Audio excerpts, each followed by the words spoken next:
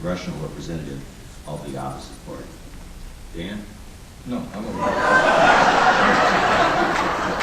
You're next. You come over here. I go first? That one. Okay. Right? Left. You should be sitting on the opposite side of me. Anyway, I can't wait to see this on Saturday Night Live. But that's a good question. It was so interesting to me. How many people saw the first presidential debate between McCain and Obama? Most everybody.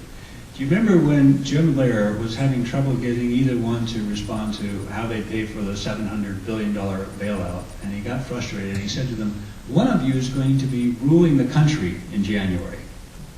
And that really struck me running for Congress, because the President of the United States does not rule the country.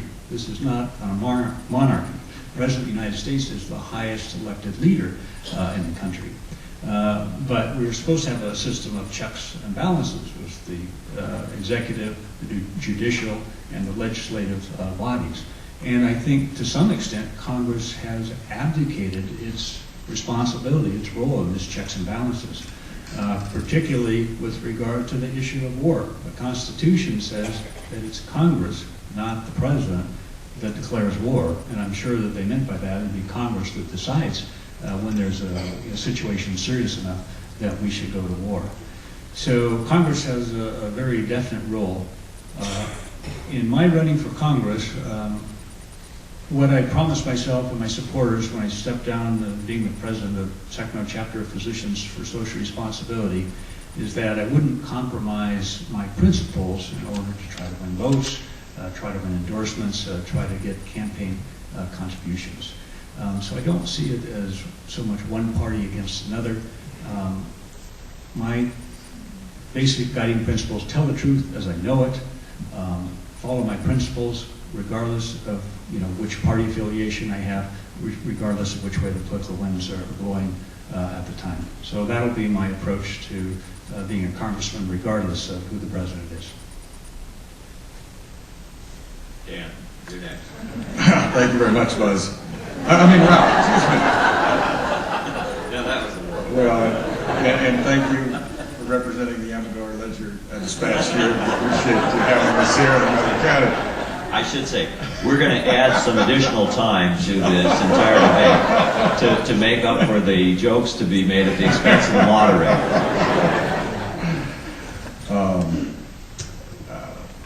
Look, the question is, how do you work with others? You look at somebody's record and you see whether they've been able to work with others. I served with Ronald Reagan for 8 years. I served with Jimmy Carter for 2 years. I worked with both administrations on different things. I have worked with some of the people who I oppose 99% of the time. Barney Frank, there's a name people know now. I've actually worked with him on some things, even though we disagree probably 99.9% of the time. I'm a co-sponsor with Congressman McGovern from Massachusetts, one of the most liberal members of the House of Representatives, on an effort to try and draw down the number of nuclear weapons we have in our arsenal, and then direct a percentage of the savings that we have towards reinvigorating the non-proliferation efforts in this country and around the world. Now this, of course, suggests that we're able to reach these agreements with Russia, and that's even more difficult today after the experience with Georgia. It may surprise you that in the last days of this Congress, I worked with Joe Biden to pass legislation. We got it passed, and it was signed by the President last week on an effort to try and make our coastline more secure against what we call semi-submersibles. These are vessels that are almost like submarines. Submarines in some cases, they're built in the jungles of Central America. They're actually floated down the river, go into the oceans. They have they can go 5,000 miles. They can carry 3 or 4 people. They can carry tons and tons of cocaine. They could also have within them a weapon of mass destruction. So even though Joe Biden is the candidate from the other party, and I will not vote for him for vice president, even though I disagree with him on many things, I worked until the last day, second to last day of the Congress, to make sure that that bill passed, because You got to put partisanship aside when you have a good idea or if somebody else has a good idea. Thank you. The next subject is one that probably produced more questions in advance here than any other, so I'm going to have to synthesize completely here. I don't have time to give you all the names of people who submitted questions in this area, and of course, you might all guess it's the economy, the present financial crisis. And I'm going to break this into categories. I think the first category is, why did we end up in this situation? What caused this? And the second category is, what can we do about it, and are we doing the right thing at this point? So having given both of you that little preview, I'm going to ask that as two separate questions. The first is, what caused this? How did we get here? Dan, here's your next. Well, I mean, if anybody wants to say there's any particular person to blame, I think that is short-sighted. We ought to look at this as a failure of the system from top to bottom. I happen to think that when we move from a value-based economy, and I'm talking about it particularly in the area of housing, but also in other areas, from a value-based to a transaction-based, you're headed for trouble. When you have a different scenario, I'm sitting across the table from my banker, and I want to get a loan for my house. And in one scenario, the banker assesses whether I have the capacity to make those payments for the life of the mortgage. In the other scenario, the banker just looks across the table to say, can I make this sale? Can this guy make these payments for the next year or two? Because I'm going to sell this mortgage as soon as I can. They're no longer looking at the ultimate value of the asset and the capacity of the individual to whom they're going to lend the money as truly an important thing. And then they package that and they pass it up the chain. And then the people who purchase it the first time, sometimes Freddie and Fannie, in many cases Freddie and Fannie, they don't look at the underlying value. So they have an asset about which we don't have any true value, but they made the money on the transaction. They bundle it up and sell it further on. Secondly, we had a problem in which we decided that home ownership was so good, we, the federal government, would impose pressure on the lending institutions and invite people who could not have any reasonable prospect for purchasing the homes that they were purchasing. We put pressure that was done. Now that is the problem with the federal government promising everything to everybody and saying nothing's going to change. You're never going to have to pay the piper. That's why I have voted for all the years I've been in Congress to try and reduce spending. That's why I get criticized for being against the poor, being against the clean air and so forth. I mean, you look at those votes are votes in almost every case based on the fact we were spending too much money. Well, my time's up. I'll be happy to go into it further. Bill, Okay. what caused this? What caused it? There's another rule in medicine, that is examine the whole patient. There's a famous story about a patient being brought into the ER, semi-comatose. They cut off his clothes in front, look all over, trying to find what's wrong, why this patient's in shock and comatose, and then finally they see the blood seeping out from behind, roll him over, and there's a gunshot wound to the back. Now, we've looked at a lot of the, factors, the deregulation by the Securities and Exchange Commission in 2004 that allowed these big financial institutions, instead of having to maintain a certain ratio of assets to the amount that they loaned out, they were then able to loan out much more. That's contributed. There was a housing bubble, houses probably being overpriced. There was the subprime mortgage frenzy of these lending institutions giving out these low interest rate loans that they should have known that people were not going to be able to pay back once the interest rates went up. And of course there was some poor judgment on the part of people who took out these loans. They should have known that they would have trouble paying them later. But I think there's another bigger issue, a gunshot wound to the back, that people really aren't talking about. No country in the history of the world has ever been able to devote massive financial resources and human resources toward war and preparation for war without crippling its own economy, without collapsing from within, and without falling from power. We're spending $200,000 a minute now on the occupation in Iraq. It's estimated we're already in for $3 trillion for Iraq and Afghanistan. But even before that, before Iraq and Afghanistan, the United States was spending as much on its military as the next 10 militarized countries of the world combined. We can't keep wasting massive resources on war and preparation for war without crippling our own economy. Okay, we have some ideas, some views on what caused this situation. Now the question is, what's the best way to fix it? We already know that some things have been done, what's been called the bailout program, and it's beginning to be implemented by Secretary Paulson buying on our behalf stock in a number of banks to the tune of, I think, $250 billion at this point or something on that order. So the question is, are we headed down the right road in finding the solution to the problem, or is there a better way to go? So, Bill, I guess you're starting on this one. Okay. Well, I oppose the bailout, the $700 billion bailout. I wrote an op-ed that was published by a couple of local papers, including a version in the Amador Ledger-Dispatch. Going back to these principles of medicine, there's the first do no harm rule. Might be a bad situation, but don't make it worse. To me, giving the $700 billion to Wall Street violated the first do no harm. It rewarded the corporate greed, the unsound business practices that contributed to the problem. It put the interest of Wall Street above the interests of Main Street, and it worsened the national debt. We've already gone from about $5.5 trillion national debt when Bush first took office to now, as a result of this bailout, over $10 trillion debt. I think that we needed to take action, that's for sure. You know, reinstitute the regulations, of course, that contributed to it.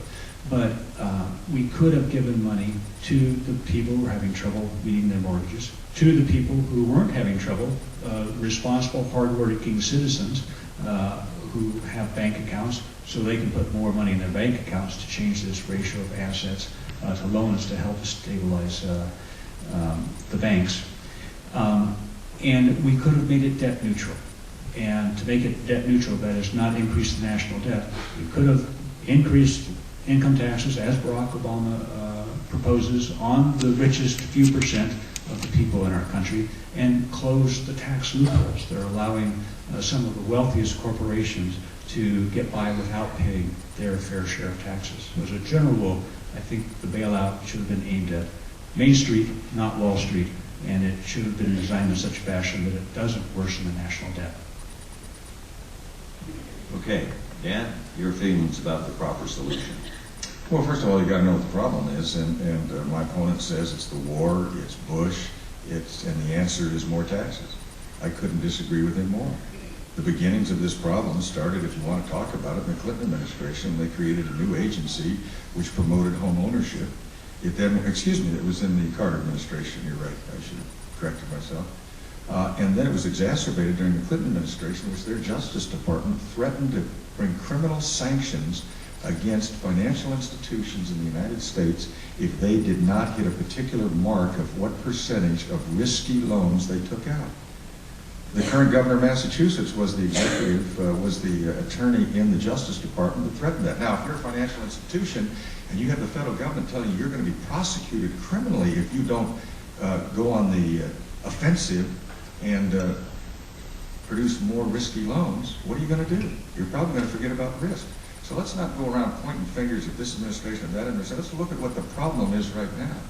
The problem right now is, how do we recover? Now, my opponent said he would not have voted for that. I didn't like the bill in many respects. It violated many of my principles. However, when you're in Congress, you don't always get to vote for the perfect answer. Your choice is between the best that's there. I voted for the best that was there because I firmly believe, had we not voted for it, the drop you've seen in Wall Street over the last number of weeks would be nothing, is nothing compared to what it would be. We would have had such a squeeze on the financial markets, the credit markets. We would not have gotten the cooperation of the other central banks of the world and the other governments of the world, that we might have allowed ourselves to stand by and say, oh, I'm not going to do anything, and watch things get worse and then point fingers. Going to Congress is not a position to sit down and point fingers. It is a position where you have to make tough decisions, even though you may not get the exact perfect solution. Boy, sitting around and doing nothing is a prescription for disaster. Okay, let me just take this one more level and talk about the investment that's been made thus far in the large banks, an investment of preferred stock that doesn't carry any voting control at all, and which in very large numbers has been suggested by some people recently, just in the last day or so, may be used by those banks to acquire smaller banks and further concentrate the banking industry. Joe, I'm sure I lost your that camera. was intended, but I that lost your something camera. that can't be controlled. I if lost you your don't camera. have- I'm sorry? I thought somebody was having trouble hearing. This is the model that's being followed here was something that was followed by Sweden and by Japan to some extent in investing into banks under these circumstances, but as I understand it as well, in both of those situations, they had a voting position that went along with their investment, and we've chosen in this country not to do that. So that's a long preface to ask that important question, I think, is should we have insisted upon some voting control for that investment or not? And Dan, you're up next. Yeah, a couple of things. First of all, when we were confronted with the facts that showed how serious this was, I tried to go back and look in recent history to see how we dealt with this before. In the 1980s, we dealt with the problem of the savings and loan industry, the collapse of the savings and loan industry. There, the government created a new entity that went and bought these assets, basically bought these savings and loans, and then sold their assets for fire sale value. We waited until that industry collapsed, then we moved in. In this particular circumstance, we made the decision that we wouldn't allow that industry to collapse because the rippling effect would be far beyond that industry and actually be down to Main Street without any doubt about it. I mean, that was the conclusion of the majority of members of Congress, the majority of prominent economists and others. So, what do you do under those circumstances? When they presented us originally with the quote-unquote bailout, that's what I thought the original proposal by Secretary Paulson was. We said we weren't going to do that. We were going to put some restrictions on that. We wanted to protect the taxpayer. And one of the ways we did it is said we would take a ownership or equity interest when we made loans. But it would not be a voting interest because if you have a voting interest, you're truly nationalizing those industries. And that has happened in Japan and happened in Sweden. But I also looked at those experiences to try and guide me. Japan, responding to their problem, did it on an ad hoc basis, not on a systemic basis. And that's what we were doing before we voted this plan. Yes, we're going to interfere. We're going to prop up Bear Stearns. No, we're not going to do it with Lehman. Yes, we're going to do it with AIG. And so what we did was we decided that we would follow more the Swedish model. And what's the difference? The Swedish model was systemic. In the first instance in Japan, it took them 10 years to work out of that problem, and they still haven't worked out. Sweden worked out of their problem in about 2.5 years. Now, they are a socialistic country, and that is defined in many ways by having a voting ownership interest. I think it would have been the height of stupidity, frankly, for us to do that. We insisted that while we take an equity position, that it not be a voting interest because we didn't want to go down that road. Thank you. Bill, a different perspective? Sure. Let me just first respond to what I think was an implication that I'm the type of person that sit around and do nothing in a crisis. And I can guarantee you, I'm the one who volunteered for the Marines at the height of the Vietnam War, served as a recon patrol leader, decorated for courage in combat, been an emergency physician for the last 25 years, used to dealing with emergencies. But there's a time to jump in and do something very dramatic, and there's a time to do something less dramatic, gather more information. As far as buying shares of these financial institutions that are failing goes, basically that is socializing the losses and then letting the capitalists keep the profits. It doesn't make any sense to me. We could have, as you know, the people, if the government represents the people, we could have bought the shares of these failing financial institutions for the price that the market would bear. And what was the price that the market would bear? Well, you didn't see Rupert Murdoch or Warren Buffett going in and buying any of these shares on the theory that they were going to go up later on. Nobody was buying them. So basically, they're essentially worthless. And so we are getting close to worthless stock and no voting interest in the companies. To me, that is not in the best interest of we the people and we the taxpayers. Thank you. Let's shift to another subject that is an important one, and that is the situation in Iraq.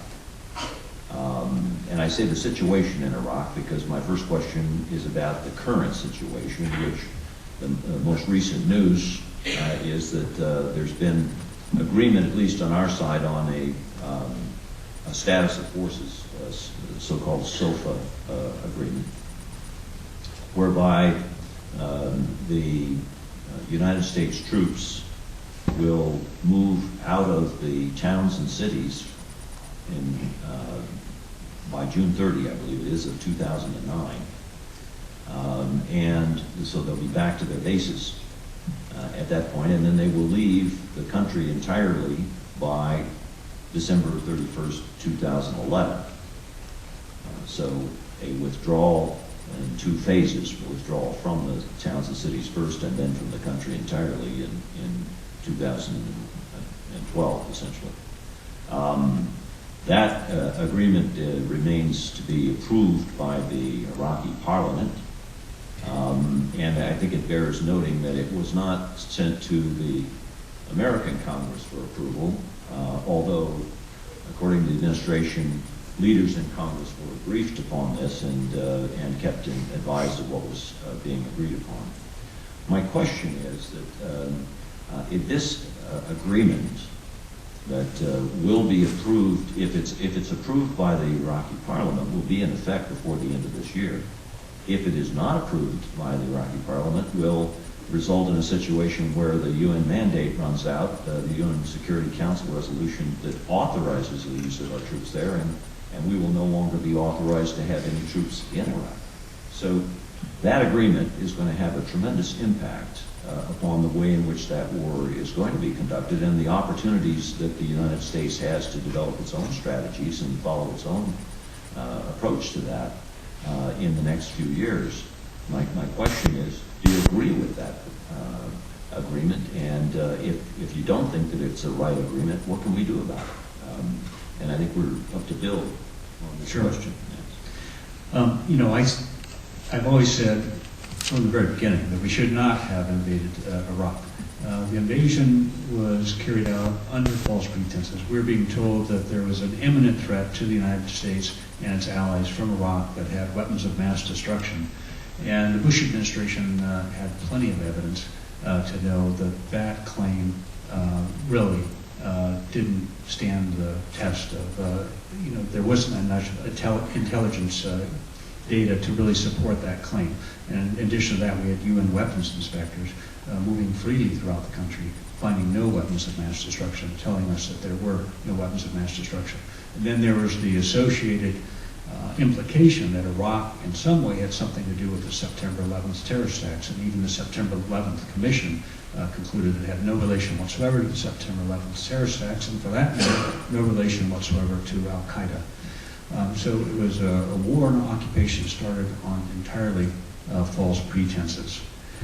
I favor a prompt, orderly, complete withdrawal of United States troops from Iraq. I've been misquoted as saying immediate to sound like it's a precipitous withdrawal. But by prompt, I mean beginning within a month of my taking office, substantially complete within a year, and entirely complete within 2 years. What's going to happen with the Iraqi parliament and this status of forces agreement is very difficult to say. You probably have heard that the cleric Muqtada al-Sadr is up in arms about this because it doesn't give what they feel adequate Iraqi control. He called a truce months ago, which was part of the reason for the decline in violence, and he's threatening again to renew the insurgency because of the status of forces agreement.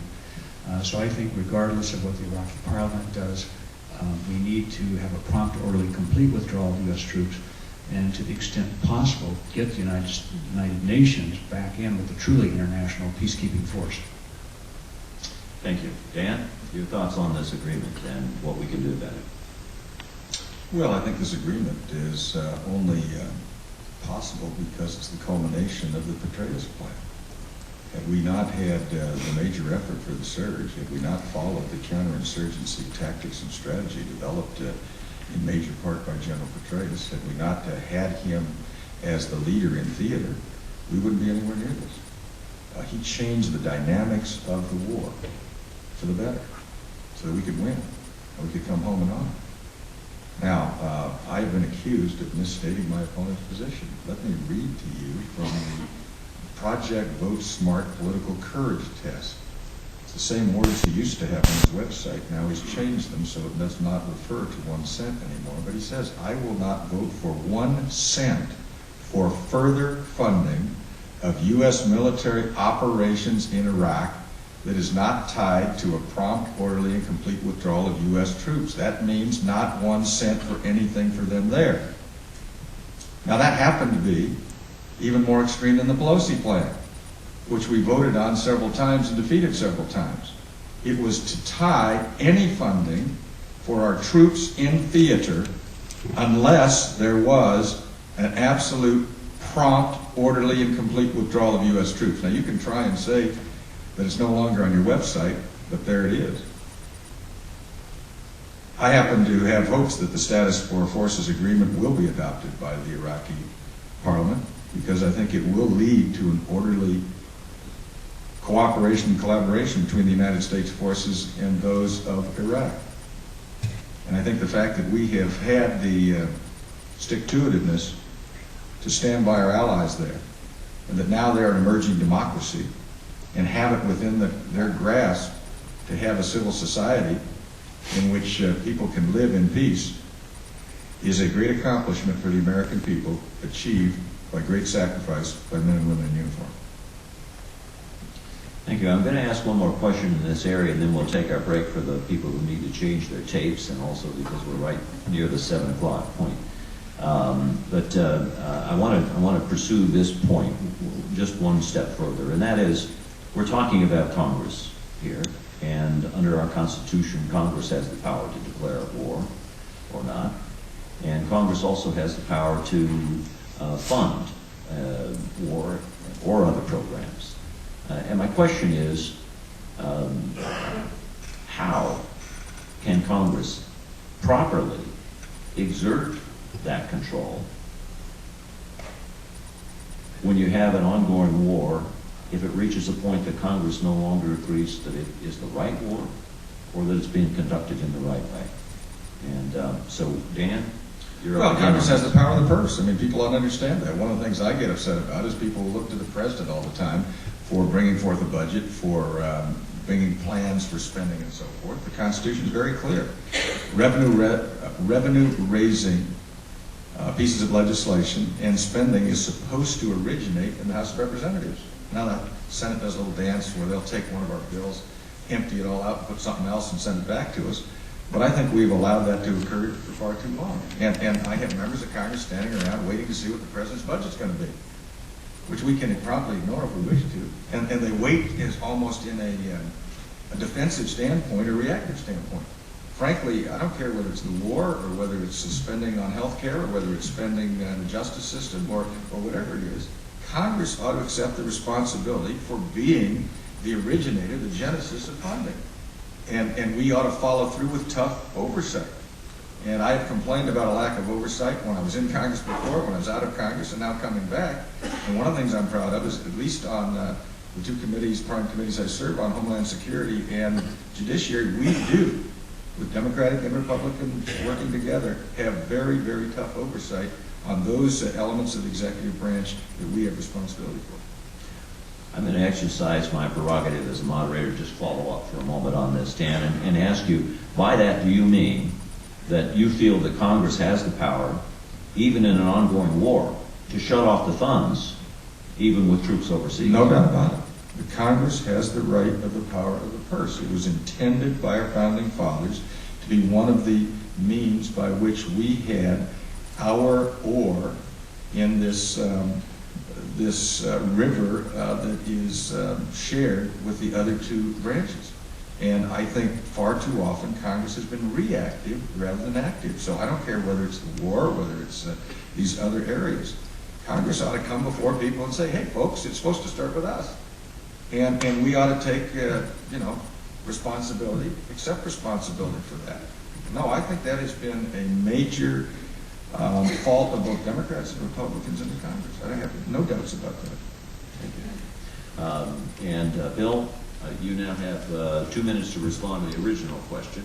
And I'll give you a little extra time if you feel you need to, Good. because Dan's had some additional time on that. Yeah, I think the response to the original question is quite simple, and it's similar to what my opponent said. Congress has the power of the purse. That's how we ended the Vietnam War, by stopping funding it, and we can revoke the authorization of the use of force that basically gave the president a blank check to wage the war in Iraq. But my opponent has just demonstrated what I said at the very beginning, the reason that he cannot be trusted and the reason that I believe he should not be reelected. He read to you my statement from Project Vote Smart, the political courage test. And I wrote on that statement, which is limited as far as how many words you can put in, I will not vote for 1 cent for further funding for U.S. military operations in Iraq that's not tied to a prompt, orderly, and complete withdrawal of United States troops. You go to other pages on my website, I talked about what prompt, orderly, and complete is. If you go to the website, durlund208.org, click on my Memorial Day speech. I was asked to give the keynote address at the Memorial Day ceremony at the Sacramento Valley Cemetery, in which I talked about giving our troops all the support they need, all the protective equipment, and giving veterans all the care they need when they return home. Now let me read to you again what my opponent sent out in a flyer. He said, Durston says he will not vote to spend 1 cent on our soldiers in Iraq unless the United States agrees to immediately pull out no supplies, no equipment, not 1 cent. Bill Durston, official campaign website. That is a gross distortion of what is on my website, a gross distortion of how I answered the Project Vote Smart political courage test. And I'll also ask you to go to the Project Vote Smart political courage test, or to Project Vote Smart, and enter Dan Lundgren. And what you'll find is a statement on the Project Vote Smart website saying that although Project Vote Smart has repeatedly contacted Dan Lundgren, members of Congress have urged him to fill out the political courage test. He has not done so. With that, we'll take a break. Let's try to hold it to about 5 to 10 minutes, and I will collect as many questions as I can. Before the break, whether you're aware of it or not, I'm sure you're not, you are giving the impression of partisanship. Yes.